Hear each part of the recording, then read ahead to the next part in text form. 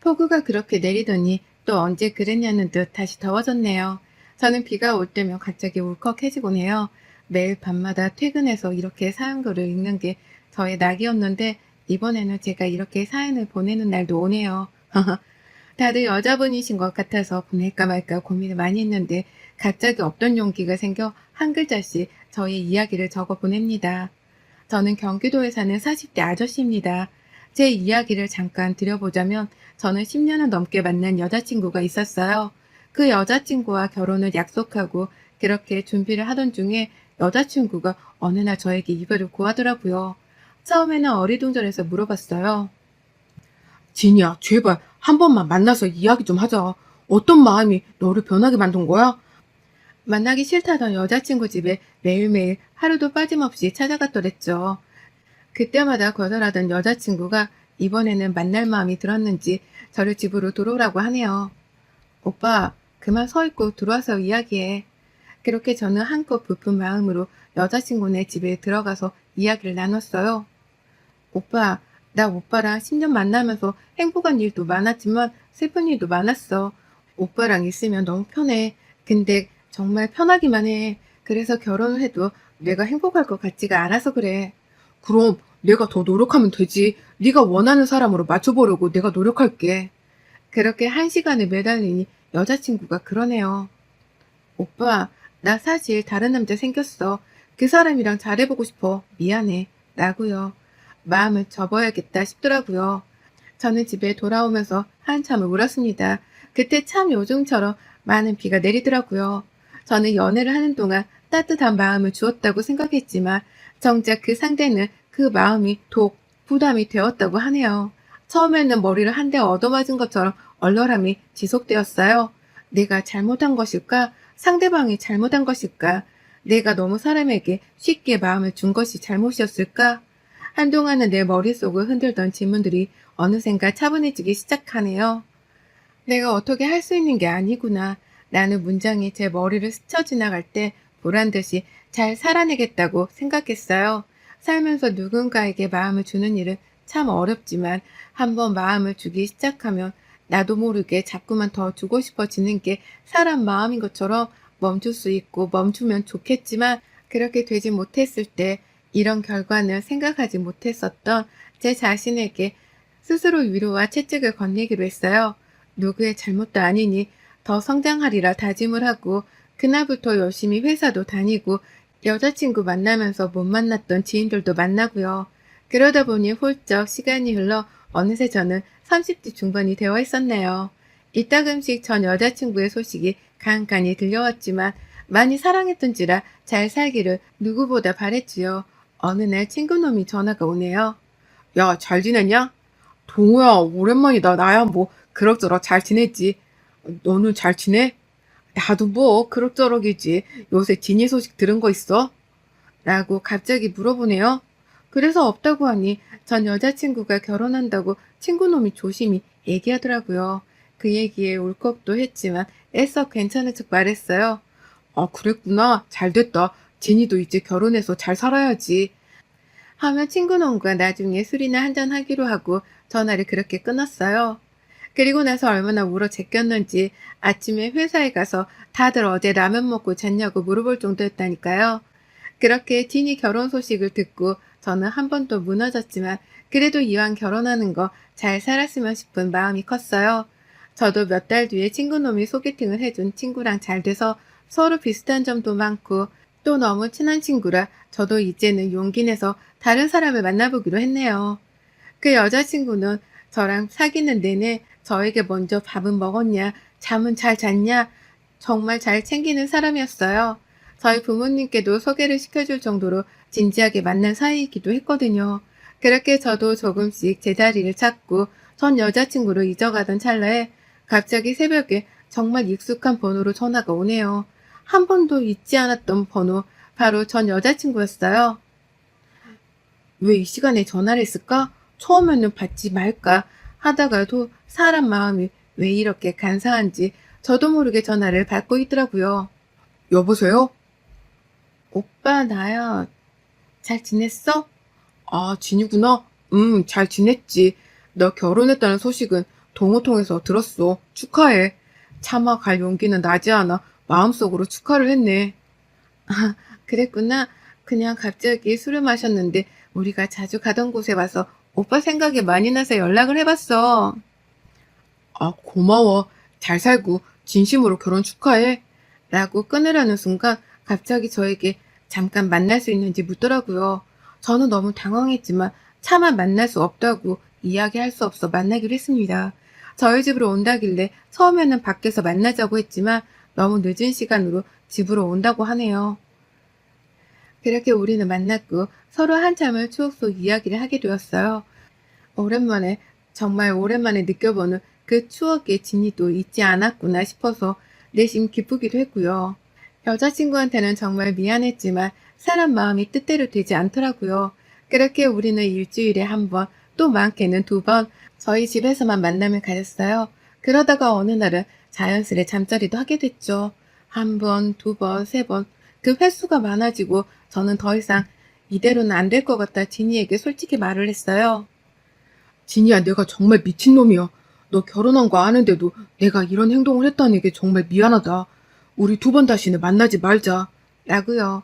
그랬더니 진이는 자기 이혼한 지 한 달이 되었다네요. 결혼하자마자 전 남편이 폭력성이 심했는지 싸울 때마다 물건을 집어던지고 심지어 자기도 때렸다고 해 바로 이혼했다고 해요. 그러다가 제가 생각이 나서 연락한 거고요. 저는 사실 지금 만날 사람이 있다. 근데 네가 연락이 와서 내가 거절을 할 수 없어 이 상황까지 오게 되었다. 이렇게 되는 건 서로에게 좋지 못하니 그만하자고요. 그렇게 우리는 만나지 않기로 했지만 제가 여자친구를 만날 때마다 같이 잠자리를 할 때마다 진이 생각으로 온종일 뒤덮었어요. 집에 오면 진이랑 함께했던 시간들이 떠올라서 같이 누웠던 침대를 보면서 하염없이 울기도 했죠. 이런 제 마음을 더 이상 숨길 수 없다고 생각하고 여자친구한테 미안하지만 이별을 고했습니다. 그리고 진이에게 달려가 우리 다시 만나보자고 했어요. 진이도 흔쾌히 허락을 했고 우리는 그렇게 평범한 연인처럼 옛날로 돌아가서 사랑을 했죠. 그게 제 착각이었는지도 모르고요. 그렇게 우리는 결혼을 하기로 약속을 했고 부모님이 반대를 많이 하셨지만 제 마음을 꺾을 수 없어 결혼을 허락해 주셨습니다. 근데 결혼하면서 많이 싸우기 시작했어요. 진이는 꼭 신축 아파트에 살고 싶다고 하고 저는 너무 무리일 것 같아서 조금씩 넓혀가자 이야기를 했어요. 부모님께 결혼하면서 도움을 받고 싶지 않아서 제 힘으로 하고 싶었거든요. 그렇게 싸우다 진이가 이렇게 하면 결혼을 못할 것 같다 말을 하니까 더 이상 놓치면 안 될 것 같아 부모님의 도움을 받아 경기도 신도시에 있는 신축 아파트로 신혼살림을 시작했어요.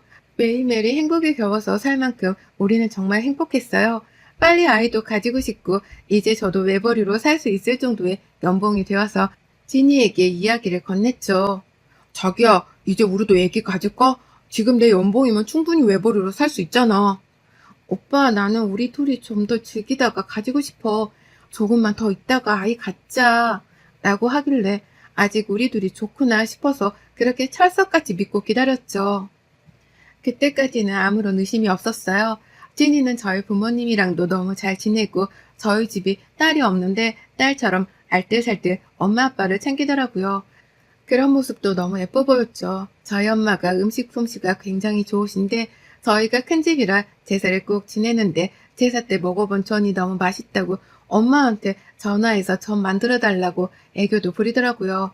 저희 엄마도 딸이 없어서 그런 진이 애교에 음식이나 전 등을 엄청 바리바리 싸서 보내주시고 하셨어요. 저는 이런 게 행복이구나 싶었죠. 그런데 우리 사이에 언제부터 금이 가기 시작했고 저는 그 사이를 좁히려고 많은 노력을 했어요. 그러다 저희 집에 엄마 아빠가 처음 오던 날 진이는 그날도 엄마 아빠가 가실 때가 되어서야 들어왔더라고요.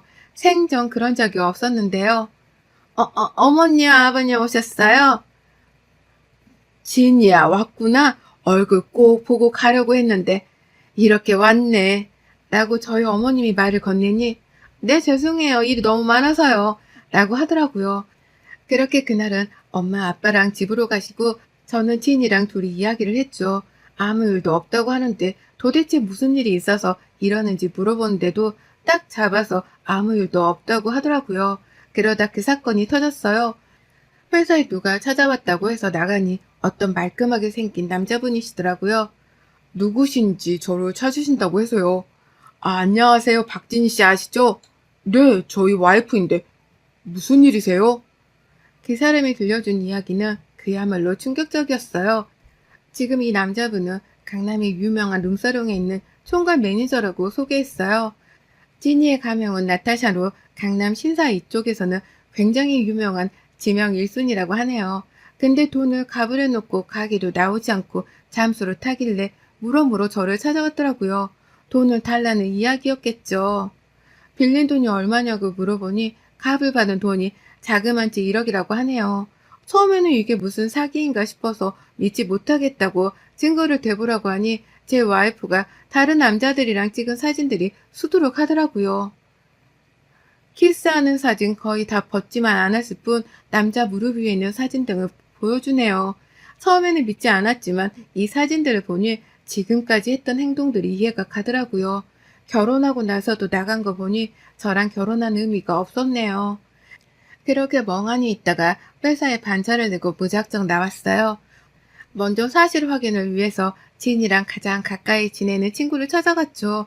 지금까지 이 이야기를 하니 그 친구는 알고 있었다는 듯이 말하더라고요. 오빠, 죄송해요. 알고 있었지만 제가 둘 사이에 끼어드는 건 아닌 것 같아서 말씀을 못 드렸어요. 라고요. 그러면서 이왕 이렇게 아시게 된 거 진이가 오빠랑 결혼한 목적이 사랑이 아닐 거라고 하네요. 알고 봤더니 빚이 많았고 그 빚을 갚기 위해 저랑 결혼했더라고요. 제가 자기를 사랑하니까 이야기하면 해줄 거라고요. 그래서 지금까지 참고 기다렸다고요. 근데 더 무너지는 건 이뿐만이 아니었어요. 지금까지 저희 부모님께 해온 것들이 다 가식이고 거짓이었더라고요. 저희 엄마가 해주는 음식들이나 전들은 당근마켓에 갔다가 돈 받고 팔았더라고요. 저한테는 친정집에 가져다 줬다. 어머님 음식 솜씨가 너무 좋아서 친구들이 너무 먹고 싶어 해서 가져다 줬다 그랬는데 일부러 엄마한테 전을 많이 붙여달라고 해놓고 그거를 돈 받고 당근마켓에 팔았더라고요. 그때가 딱 추석 때 이맘때쯤이었는데 자기가 한 것처럼 해놓고 팔았던 증거들이 있더라고요. 제가 혹시라도 할까봐 친구 아이디로 사용했네요. 이뿐만이 아니라 엄마가 가장 아끼던 반지나 폐물들이 있는데 그것도 갖다가 훔쳐서 금은방에 팔았대요. 이런 거 가져가도 우리 어머님은 멍청해서 모른다고요. 안 그래도 엄마가 자꾸 반지나 뭐가 없어지는 것 같다고 하셨는데 그때마다 와이프가 그랬거든요. 어머님, 어디 잊어버리신 거 아니에요? 잘 찾아보세요. 라고 항상 이야기했었는데 그게 다 와이프 짓이었더라고요. 부모님 안 계실 때 몰래 들어가 미리 와 있는 척하고 집에 있는 뭐 돈 될 만한 물건부터 음식들과 심지어 사놓은 과일까지 싹 다 자기 차에 가져다 놨나 봐요. 그냥 돈 되는 건 다 가져갔다고 보시면 될 것 같아요. 이 말을 듣고 도저히 용서가 안 되는데 지금 이렇게 이야기하면 안 될 것 같아 우선 오늘은 출장 간다고 이야기해놓고 근처 모텔로 가서 생각을 했어요. 그러다 그렇게 좋아하는 돈 실컷 만져보게 해줘야지 싶어서 계획을 짰어요. 일부러 친구한테 부탁해 지니 앞에서 전화로 좋은 투자건이 있는 것처럼 계획을 했죠. 그때부터 와이프가 저한테 물어보네요. 오빠 뭐 좋은 소식 있어? 왜 이렇게 요새 통화를 자주 해? 아, 별거 아니야. 그냥 엄마 아빠가 가지고 있는 땅 있잖아. 그거 재개발 될 거라고 해서 옆에 더 살려고 생각 중이라 친구가 거기 좀 투자하고 싶다고 하네. 아 정말? 그 어머님 아버님 유산으로 받으신 땅? 응, 내 대학 동기가 부동산 하잖아. 근데 거기 재개발 들어갈 거라고 미리 쌀 때 사놓으라고 그러네. 왜, 자기도 생각 있어? 라고 미끼를 던졌죠. 옳다구나 싶었는지 바로 아 정말? 근데 내가 가진 돈이 어딨어? 자기는 없어? 라고요. 나는 이 집 들어올 때 다 보태서 없지. 그래서 엄마 아빠도 아까워서 지금 투자 좀 받아서 살려고 하나 봐. 요새 금리 너무 높으니까 좀 투자 받는 것도 나쁘지 않잖아. 아마 거기 재개발되면 한 10배는 땅값이 오르지 않을까 싶어. 그랬더니 와이프가 자기도 좀 그럼 자금을 구해봐야겠다면서 그러대요. 그렇게 며칠이 흐르고 아마도 어디서 돈을 또 땡겨왔는지 8천만 원 정도를 투자하고 싶다고 하더라고요. 친구놈이 부동산에서 부탁해서 일부러 잘못된 정보를 흘렸죠. 그렇게 계약을 하고 그때부터 바로 제 계획에 돌입했어요. 집도 내놓고 없는 사이에 다행히도 좋은 분이 나타나서 바로 계약했어요. 그렇게 이사 날짜가 다가오고 와이프가 집을 비운 사이에 저는 모든 짐을 다 부모님네로 옮겼고 와이프 짐도 싹 빼서 현관 앞에 놨어요. 집에 새벽에 왔는지 도어락 비밀번호도 바꿨거든요. 전화가 불티나게 오네요. 그렇게 하루 동안 핸드폰을 꺼놓고 잠수 탔어요. 저희 부모님 전화기도 다 꺼놓고요. 그렇게 이혼 소송을 준비했어요. 와이프가 투자하려고 낸 8천만 원은 제가 가져가야 마땅하거든요. 지금까지도 와이프한테 들어간 돈만 해도 1억이 넘어요. 이 집도 무리해서 산 거라 위자료로 생각하고 받으려고요. 돈 달라고 그렇게 난리를 치는데 정말 한 마리의 사자가 따로 없더라고요. 저한테 사기꾼이라니. 너 같은 새끼랑 산 자기가 호구라느니 사랑해서 자기가 결혼한 줄 알았냐면서 소리를 고래고래 질러서 제가 한마디 했어요. 사랑하지 않았으니까 그런 짓거리도 했겠지. 나가. 라고요. 사랑한 사람한테 또 그 부모님한테 어떤 여자가 그러겠습니까? 시댁에 있는 물건을 다 갖다가 팔아 돈 챙기고 심지어 반찬까지 반찬 가게 하는 것처럼 꾸며서 팔아 넘기는데요. 그렇게 죽고 못 살았던 여자와 저는 개 같은 싸움과 함께 이혼 소송 중에 있습니다. 사이다 결말은 아니었지만 이로써 저는 충분히 복수에 성공했다고 생각해요. 돈을 가장 좋아하던 사람이기 때문에 그런 사람에게는 돈으로 똑같이 복수해야 한다고요. 그렇게 10년 동안의 사랑도 끝이 났습니다. 지금 현재 상황은 이렇네요. 후기입니다. 여러분도 잘 지내셨나요? 저 40대 아저씨랍니다. 저를 혹여나 잊어먹은 건 아니겠죠? 그 뒤로 많은 분들이 뒷이야기를 궁금해하시는 것 같아 쓸까 말까 사실 많이 고민했어요. 처음에는 저도 모르게 한자 한자 적어가던 것들이었는데 다시 또 제 이야기를 쓰려니까 창피하더라고요. 근데 익명의 힘을 빌려 후기를 남겨봅니다. 그 뒤로 저희는 이혼을 했어요. 와이프는 자기 돈 돌려달라고 하루 종일 저를 달달 볶고 저희 집을 달달 볶았지요. 저는 와이프 회사, 친정, 친구들 모두에게 그 술집 매니저한테 받은 사진을 뿌렸어요. 회사에서도 잘리고 친구들도 등을 돌리고 와이프 집에서는 난리가 났겠죠. 그렇게 살다 보니 저도 마음이 좋지만은 않았어요. 받았던 8천만 원에서 딱 1천만 원 빼고 다 돌려줬어요.